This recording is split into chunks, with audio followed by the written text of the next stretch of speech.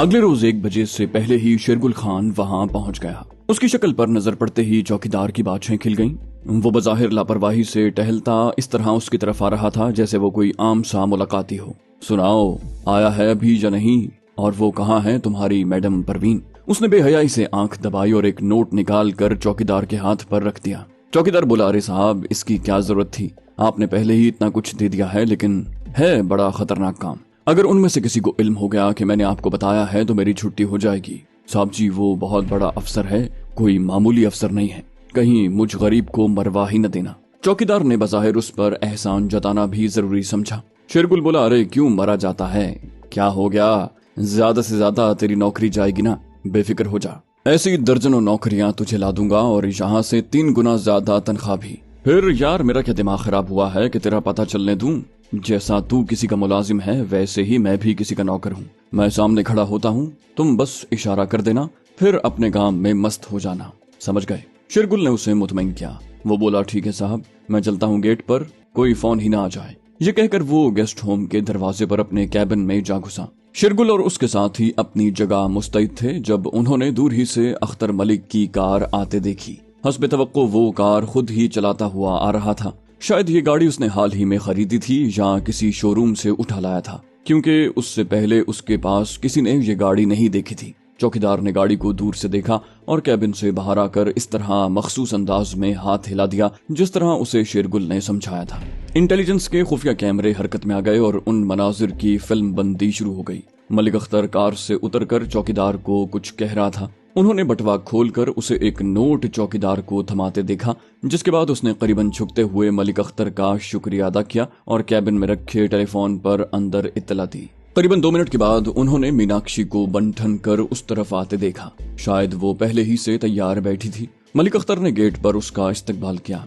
दोनों ने बेतकल्लुफी से हाथ मिलाया और एक दूसरे का हाथ थामे मलिक अख्तर की कार तक आ गए। उनके कार में बैठकर वहां से रवाना होने तक का एक एक लम्हा कैमरे की आंख ने सेल्यूलाइड के पर्दे पर मुंतकिल कर दिया। जैसे ही कार वहां से रवाना हुई, 3 मोटरसाइकिल सवार उसका ताक़ुब करने लगे। उनमें शेरगुल भी शामिल था, जिसने खास तौर से हिदायत की थी कि मलिक अख्तर की निगरानी पर किसी कार को मामूर न किया जाए। इस तरह उसे शक गुजरने का इम्कान था। अब उन्हें मारूफ शाहराहों से गुजरना था जहां वो किसी भी कार का बआसानी ताक़ुब कर सकते थे।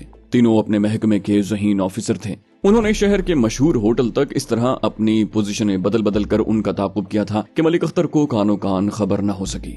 यूं भी वो मीनाक्षी के शबाब में इस तरह गुम था कि उसके लिए एक ही वक्त में मीनाक्षी और सड़क पर नजर रखना ही कार इदारत था। शायद दोनों यहाँ अक्सर आते रहते थे, क्योंकि जैसे ही वो होटल के अंदर दाखिल हुए, दरवाजा खोलने वाले ने बड़ी आशना नजरों से उनका इस्तकबाल किया और उनकी रहनुमाई एक मेज की तरफ की जहां पहले से कोई उन दोनों का मुंतजिर था।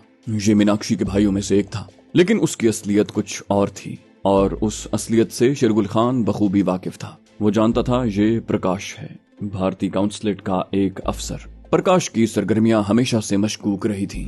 उस पर शुरू ही से इंटेलिजेंस ने नजर रखी थी और तंजीम के लीडरों के उसका अक्सर आना जाना मशकूक समझा जाता था। प्रकाश को काउंसलेट में एक तरह से तंजीम के ऑफिस इंचार्ज की हैसियत हासिल थी। तंजीम के जरिए जितने वीजे और दीगर मराहत हासिल की जाती थी, उनका जरिया प्रकाश ही बनता। तीनों खाने की पहले से रिजर्व मेज पर बैठे थे और आपस में खुशगपियों में मसरूफ थे, जिससे उन्होंने यही अंदाजा किया कि उनके पहले से भी आपस में ताल्लुकात रहे होंगे। मलिक अख्तर को इस मर्तबा भी एहसास न हो सका कि उसकी मौजूदगी के दौरान ही होटल के दरवाजे पर एक कार से नौब्याहता जोड़ा उतरकर शायद डिनर करने आया था। ये शायद उनका पहला बाकायदा डिनर था। तभी तो उनसे पहले वाली कार से एक कैमरामैन बाहर निकला था, जिसने उसकी कार से उतरते ही फिल्म बंदी शुरू कर दी थी। ये शादीशुदा जोड़ा बड़े इत्मीनान से उन मेजों की तरफ जा रहा था जो मलिक अख्तर के नजदीक खाली मौजूद थी। ऐसी ही एक मेज पर होटल के सुपरवाइजर ने उन्हें बड़े एहतराम से बिठाया। उसे इल्म था कि ऐसे जोड़े उन्हें कितनी टिप दे दिया करते हैं। कैमरे का रुख बज़ाहिर उनकी तरफ था, लेकिन कैमरामैन कमाल फुर्ती का मुजाहरा करते हुए मलिक अख्तर और उसके साथियों की एक एक हरकत फिल्मा रहा था। सिवाय उनकी आवाज के और सब कुछ रिकॉर्ड हो रहा था। ये सारा ड्रामा शेरगुल खान की हिदायत पर इंटेलिजेंस वालों ने हंगामी बुनियादों पर तैयार किया था। उसके तमाम किरदार इंटेलिजेंस के लोग थे और दुल्हा दुल्हन की आड़ में दरअसल वो मलिक अख्तर के खिलाफ तमाम सबूत सेलुलाइट पर मुंतकिल कर रहे थे। मलिक अख्तर की वहां से रवानगी और फिर कार पार्किंग में मौजूद अपनी कार में मीनाक्षी समेत सवार होने तक की सारी फिल्म तैयार हो चुकी थी। प्रकाश कुछ देर के बाद दूसरी कार में गया था। किसी ने उसका ताक़ुब नहीं किया क्योंकि सब जानते थे कि वो यहाँ से सीधा काउंसलेट जाएगा। उस होटल में काउंसलेट के अक्सर लोग दोपहर का खाना खाया करते थे और ये कोई गैर मामूली बात नहीं थी। मलिक अख्तर की रवानगी के बाद शेरगुल ने होटल में मौजूद इंटेलिजेंस के एक सोर्स के जरिए इस बात का दस्तावेजी सबूत भी हासिल कर लिया था कि मलिक अख्तर ने ये मेज अपने नाम से बुक करवाई थी। जब्बार भाई ने अगले ही रोज हंगामी बुनियादों पर अपने खास दोस्तों को अपने खुफिया ठिकाने पर इकट्ठा किया था। उसने आरिफ की नसीहत पर अमल करते हुए उसका नाम दरमियान में लाए बगैर उन लोगों के सामने तंजीम पर काबिज होने का आइडिया पेश किया। उसके साथ ही तो परवेज भाई के कत्ल के खिलाफ पहले ही भरे बैठे थे। उन्होंने फौरन उसकी हाँ में हाँ मिला दी और उसकी तरफ से उठाए जाने वाले किसी भी इंतहाई इकदाम में उसका साथ देने का ऐलान किया। जब्बार भाई ने उन्हें फिलवक्त खामोशी से काम करते रहने की तलकीन की थी और ये वार्निंग भी जारी की थी कि अगर इस मीटिंग की खबर यहाँ से बाहर निकली तो उनमें से किसी की भी खैर नहीं। वो भी ऐसे बेवकूफ नहीं थे कि हालात को न पहचान पाते। उन्होंने भी जान लिया था कि बाबा साहब मक्खन से बाल की तरह निकल जाएगा और वक्त आने पर उन्हें गद्दारों की फहरिस्त में शामिल होकर सारी जिंदगी इंटेलिजेंस के उकूबत खानों और जेलों की भेंट चढ़ानी पड़ेगी। आरिफ मियां ने जब्बार भाई की तरफ से सिग्नल मिलते ही अपना काम शुरू कर दिया था और इस ज़मन में वो आज रुखसाना की उस कोठी पर मौजूद था जहाँ वो इससे पहले भी 2-3 मरतबा आ चुका था। शायद बाबा साहब के बाद वो उस तंजीम का सबसे ज्यादा खुशकिस्मत मेंबर था जिसने इतनी मर्तबा रुखसाना की ख्वाबगाह में कदम धरा। रुखसाना ने घर पहुंचते ही उससे कहा, खैरियत है? आखिर ऐसी कौन सी बात है भाई? चलो इस बहाने तुमने हमारे गरीब खाने पर कदम तो रखा। आरिफ ने एक आरामदेह कुर्सी पर ढेर होते हुए कहा, बात ही ऐसी थी मिस रुखसाना जो कम से कम इतनी एहतियात का तकाजा करती है। वो बोली, अब पहेलियां ही बुझवाते रहोगे या कुछ कहोगे भी? रुखसाना ने उसके पहलू में बराजमान होकर उसके गले का हार बनते हुए कहा था। आरिफ बोला, मुझे शक तो पहले से ही था, लेकिन आप जानती हैं कि मैं तस्दीक किए बगैर कोई बात करने का आदी नहीं हूँ। शक तो मुझे नफीस मियाँ पर भी हुआ, लेकिन मैंने जबान न खोली, जो बाद में सच साबित हुआ। मिस रुखसाना तंजीम को तबाह करने की एक घिनौनी साजिश का इल्म हुआ है मुझे। आस्तीन के सांप अब बाबा साहब को डस कर तंजीम पर काबिज होना चाहते हैं। आरिफ संजीदा था। अब रुखसाना के हैरान होने की बारी थी। वो बोली, क्या तुम वाकई संजीदा हो? आरिफ बोला, हाँ मिस रुखसाना, संजीदा इसलिए हूँ कि मैंने जाती तौर पर इस खेल में मुलव्विस होकर सारी मालूमात हासिल की हैं। आरिफ ने जवाब दिया, खुदा के लिए मेरी कुव्वत बर्दाश्त का मजीद इम्तिहान न लो और सब कुछ बता दो। रुखसाना ने बेचैनी का मुजाहरा किया। आरिफ बोला, मिस रुखसाना, मैं आपको सब कुछ बताने के लिए ही यहाँ लाया हूँ, लेकिन मेरी एक दरखास्त है। आप जानती हैं कि बाबा साहब की तबीयत आजकल यूं भी खराब ही रहती है। वो हर वक्त साजिशों की जद में रहते हैं और मैं नहीं चाहता कि उस अजीम इंसान को हम मजीद ज़हनी दबाव का शिकार करें। इसलिए मैं ये बात आपसे इसी दरखास्त से कर रहा हूँ कि फिल वक्त ये बात सिर्फ मेरे और आपके दरमियान रहनी चाहिए और हम कोशिश करें कि इस मामले को बाला बाला ही हल कर लें। मेरा मतलब है बाबा साहब को तकलीफ दिए बगैर। मिस रुखसाना, आप जानती हैं कि मिनिस्टर और जब्बार बाबा साहब के खिलाफ इकट्ठे हो चुके हैं और जल्द ही बाबा साहब के खिलाफ बहुत खतरनाक कदम उठाने वाले हैं। मिस रुखसाना, बाबा साहब की जान खतरे में है। बाबा साहब को बचा लीजिए, खुदा के लिए बाबा साहब को बचा लीजिए। उसने आखिरी दोनों फिक्रे इतने जबरदस्त फिल्मी अंदाज से कहे थे कि खुद को दिल ही दिल में दाद दिए बगैर न रह सका। रुखसाना बोली, लेकिन ये कैसे मुमकिन है? वो दोनों तो एक दूसरे के खून के प्यासे। उसने बात नामुकम्मल छोड़ दी। आरिफ बोला, आपने बिल्कुल बजा फरमाया। मैं पहले भी यही समझता था जब मुझे ये खबर मिली थी, लेकिन बाद में जब खुद इस तजुर्बे से गुजरा तो मुझे यकीन हुआ। मिस रुखसाना, मुख्तसर बात यह है कि जब्बार ने खुद मुझसे राब्ता किया था। वो मुझसे कोई जरूरी बात करना चाहता था। मैंने भी बात कर लेने में कोई हर्ज न जाना। बहरहाल हम मिले तो उसने मुझे बताया कि हम दोनों एक दूसरे के मुताल्लिक सब कुछ जानते हैं, इसलिए हमें एक दूसरे से डरने की जरूरत नहीं।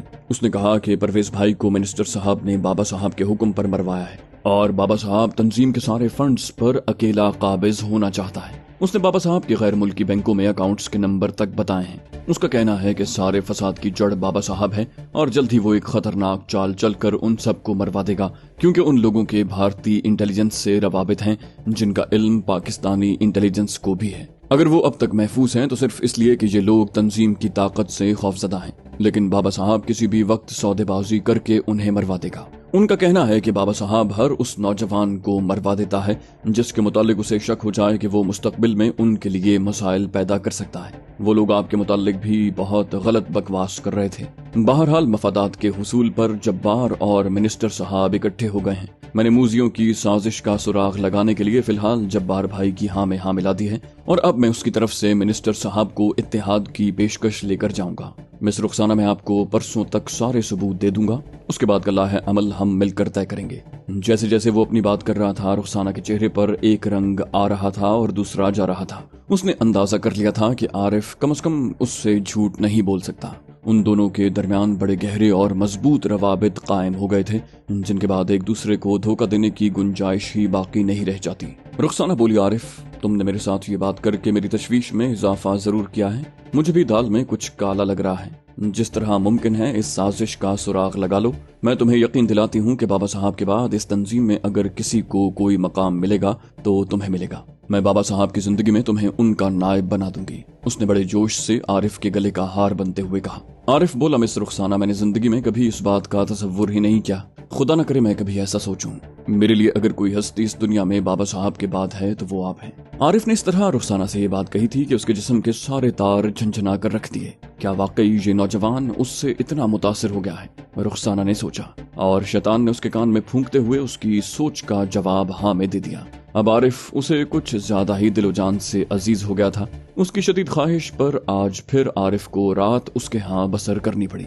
उस घर में गुजारी अल्फ लैला की दीगर रातों की तरह ये रात भी अपने पहलू में शबाब की हजारों रंगीनियां लाई और बहा कर ले गई।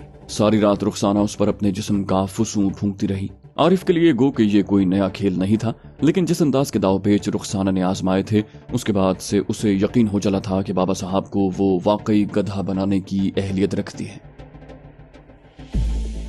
आरिफ की तरफ से पैगाम मिलने पर मिनिस्टर साहब ने उसी रोज उसे अपने रेस्ट हाउस में तलब कर लिया था। शायद उनके ख्वाबों की तकमील होने जा रही थी। उन्होंने आरिफ से गर्मजोशी से बगलगीर होते हुए कहा, क्या हाल है आरिफ? हम गरीबों को कैसे याद कर लिया? आप तो रंगमंच के राजा इंदर बने होते हैं। हम जैसे बेचारों की गुंजाइश कहाँ से निकल आई? आरिफ ने भरपूर अदाकारी का मुजाहरा किया। बोला, मिनिस्टर साहब, आप जो कुछ फरमा रहे हैं उसमें जर्रा बराबर शक नहीं, लेकिन ये बात भी अजहर मिन शम्स है कि मैंने और मेरे जैसे हजारों बदकिस्मत नौजवानों ने तंजीम में किसी अजीम मकसद के लिए शमूलियत इख्तियार की थी और हमने किसी भी तरह कुर्बानी देने में कभी बुखल से काम नहीं लिया। लेकिन मिनिस्टर साहब, क्या हमारी कुर्बानियां महज एक औरत के नाज नखरों की भेंट चढ़ा दी जाएंगी? खुदा के लिए सोचिए। मिनिस्टर बोला, आरिफ, ये आप क्या कह रहे हैं? कहीं मैं ख्वाब तो नहीं देख रहा? उन्हें शायद आरिफ की बातों पर यकीन नहीं आ रहा था। आरिफ ने कहा, मिनिस्टर साहब, आप हमारे बड़े हैं, आपसे कुछ छुपा हुआ नहीं।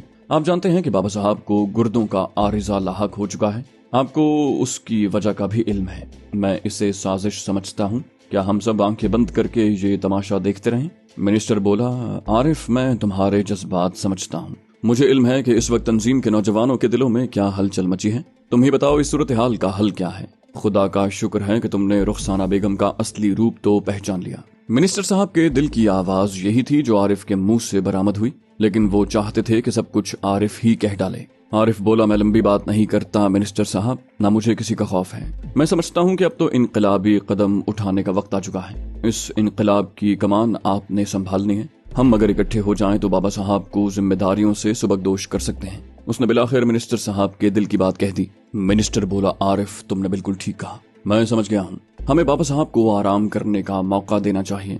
यूं भी बेचारे बाबा साहब के दिलो दिमाग पर आजकल रुखसाना बेगम सवार हैं। मैं नहीं कहता कि उन्हें कत्ल कर दिया जाए, वो शौक से जिंदा रहें, लेकिन अब सियासत से रिटायरमेंट ले लें। मेरे ख्याल से उन्होंने इतनी दौलत जमा कर ली है कि सारी जिंदगी किसी यूरोपीय मुल्क में बादशाह की तरह गुजार सकते हैं। अगर पसंद करें तो रुखसाना बेगम को भी साथ ले जाएं, मुझे क्या एतराज है। आप तंजीम की क़यादत कम से कम उनके हाथों में नहीं रहनी चाहिए, लेकिन ये काम मैं अकेला नहीं कर सकता।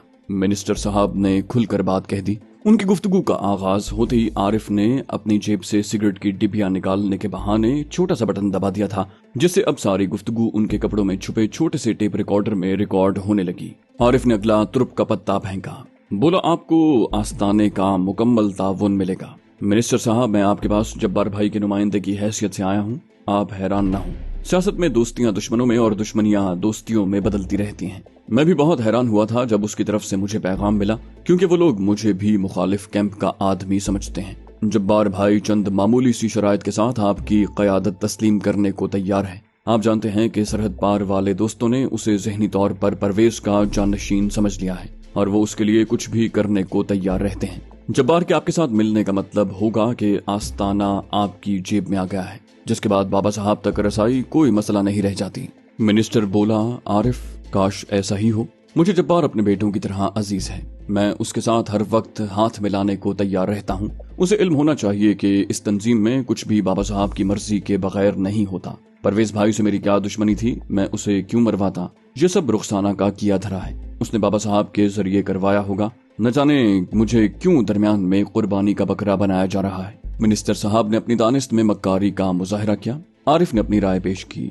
मैं उसे आपकी इजाजत से यहीं बुला लेता हूँ। इससे ज्यादा उसकी वफादारी का कोई सबूत नहीं हो सकता कि वो निहत्ता यहाँ चला आएगा। मिनिस्टर बोला, अरे जरूर आरिफ, मैंने तो कह दिया ना कि वो मेरे बेटे के बराबर है। मिनिस्टर साहब को आने वाले दिनों के ख्वाब ने अभी से बौखला कर रख दिया था और वो इख्तिदार के नशे में अंधा होकर सांप और सीढ़ी के इस खतरनाक खेल में कूद गया था। आधे घंटे बाद वहाँ जब्बार भाई मौजूद था। दोनों ने आरिफ को सालिस मानकर उसकी हर हाँ में हाँ मिला दी। हालांकि दोनों बदनीयत थे और अपनी दानिस्त में एक दूसरे को बेवकूफ बना रहे थे। इसका एहसास दोनों को न हो सका। मिनिस्टर साहब ने फंड्स की तकसीम और इस्तेमाल से मुताल्लिक जब्बार भाई की तमाम बातें तस्लीम कर ली। मुस्तकबिल के मंसूबे बन गए। मुनाफिकों ने एक दूसरे के साथ कामयाबी की सूरत में मिलकर लूटमार करने के खुफिया मुआहदे कर लिए। वो नहीं जानते थे कि तकदीर अपना खेल खेल रही है। दोनों एक दूसरे से बगलगीर हो गए। मिनिस्टर साहब ने वहां बैठे बैठे जब्बार भाई के एक रिश्तेदार को 3 करोड़ का एक ठेका देकर उस पर अपनी वफादारी और दोस्ती का सिक्का जमा दिया। तीनों के दरमियान एक खुफिया समझौता तय पा चुका था। अगले रोज उस टेप की एक कॉपी शेरगुल के पास और दूसरी रुखसाना के पास पहुंच चुकी थी। जैसे जैसे रुखसाना कैसेट सुन रही थी, उसका ब्लड प्रेशर बढ़ता जा रहा था। उसने नफरत से होंठ सुकेड़ते हुए कहा, कुत्ते का पिल्ला। आरिफ बोला, देखा मिस रुखसाना, देखा आपने, ये गद्दार किसी भी रहमदिली के मुस्तहिक नहीं है। इन नाली के कीड़ों को बाबा साहब ने आसमान के सितारे बनाया और इनके दिमाग खराब हो गए। साले बाबा साहब की जगह लेना चाहते हैं। जलील इंसान, नमक हराम कमीने। वो बेतहाशा मिनिस्टर साहब और जब्बार को गालियां बकने लगा। रुखसाना बोली, आरिफ, मैं जिंदगी भर तुम्हारा ये एहसान नहीं भुला पाऊंगी। तुम मेरी तवक्कुआत से बढ़कर अजीम निकले हो। अब देखना, मैं इन सब गधों को बताऊंगी कि बाबा साहब यूं ही मेरी बात नहीं मानते। मैं उन्हें मिटा कर खाक कर दूंगी। मेरे नजदीक उन कीड़े मकोड़ों की हैसियत ही क्या है। और हाँ, तुम आज शाम घर पहुंच जाना, बाबा साहब से वहीं बात होगी। रुखसाना गुस्से से बावली हुई जा रही थी। आरिफ बोला, मिस रुखसाना, खुदा के लिए आप क्यों अपना ब्लड प्रेशर बढ़ा रही हैं? हम जैसे जानेसारों के होते हुए कोई आपको या बाबा साहब की तरफ मैली नजरों से देखने की जुर्रत नहीं कर सकता। आप बिल्कुल मुतमईन हो जाएं, बल्कि चलिए कहीं चलकर कॉफी पीते हैं। उसने बेतकल्लुफी का मुजाहिरा किया। रुखसाना ने जवाब में उससे ज्यादा गर्मजोशी दिखाई। शाम तक दोनों इकट्ठे रहे। शाम ढले बाबा साहब अपने 2 खास बॉडीगार्ड्स के साथ भेष बदल कर वहां आया था। आस्ताने में किसी को कानो कान खबर न हो सकी कि बाबा साहब बाहर गए हुए हैं। उन्होंने सिक्योरिटी के इंतहाई इक़दामात किए थे और उस वक्त एक कमरे में उन तीनों के अलावा कोई मौजूद नहीं था। बेचारे बाबा साहब और बेचारी रुखसाना को इस बात का गुमान ही नहीं गुजर सकता था कि उन तीनों की गुफ्तगू आरिफ के कपड़ों में छुपे इंतहाई हसास टेप रिकॉर्डर में रिकॉर्ड हो रही है। उसने रुखसाना के कहने पर बाबा साहब को दोबारा सारी राम कहानी सुनाई और उसके बाद रुखसाना ने वो केसट चलाकर सुना दिया। बाबा साहब ने केसट अपनी जेब में रख लिया और एक मर्तबा गहरी नजरों से आरिफ का जायजा लिया। उनके देखने का अंदाज ऐसा था कि आरिफ को अपने सारे बदन में सनसनी की एक लहर दौड़ती महसूस हुई। बाबा साहब के चेहरे से उनके दिली जज्बात का अंदाजा लगाना मुमकिन नहीं था। ये शख्स अपने जज्बात छुपाने पर मुकम्मल उबूर रखता था। बोला, आरिफ, हम अपने वफादारों के लिए दुनिया की तमाम आसाइशों के दरवाजे खोल दिया करते हैं और गद्दारों के लिए जहन्नम के। दुश्मन कितने भी पर्दों में छुपा हो, बच नहीं सकता। मैं उनके जिस्मों से चमड़ी उतरवा दिया करता हूँ। मेरे हाथों के तराशे सनम जिंदगी के लिए मेरे मोहताज हैं। मैं खालिक हूँ उनका। मैं पत्थरों में जिंदगी डालने और निकालने का फन जानता हूँ। तुम्हारा शुक्रिया। वक्त आने पर तुम्हें तवक्को से बड़ा इनाम मिलेगा। उनसे कैसे निमटना है हम बेहतर जानते हैं। तुम हमारी तरफ से उन गद्दारों में घुसे रहो, उनको शक ना गुजरने देना। मैं 1-2 रोज ही में उनका इलाज करता हूँ। मैं दुश्मनों को जिंदा रहने के लिए ज्यादा वक्त देने का कायल नहीं हूँ। सांप का जहर जितनी जल्दी निकल जाए उतना ही बेहतर है। क्यों रुखसाना बीबी? बाबा साहब का मूड अचानक ही बदलने लगा था। उनकी रंगीन तबा अपनी जोलानियों पर आ रही थी। वो इस तरह नॉर्मल नजर आने की कोशिश कर रहा था जैसे उसके लिए ये कोई मामूली सी बात हो जिसकी उसके नजदीक अहमियत न होने के बराबर है। लेकिन उसके अंदर इस खबर के बाद जो ज्वार भाटा उठ रहा था उससे भी आरिफ मियां ला इल्म नहीं थे। वक्त और हालात ने उन्हें भी माहिर नफ्सियात बना दिया था। उन्होंने रात का खाना दोनों के साथ खाया और थोड़ी देर के बाद इनाम की एक खती रकम के साथ आरिफ को जाने की हिदायत की। آج رات انہوں نے عارف کی بجائے خود وہاں قیام کرنا تھا۔ عارف کو انہوں نے نارمل رہنے کی تلقین کی تھی۔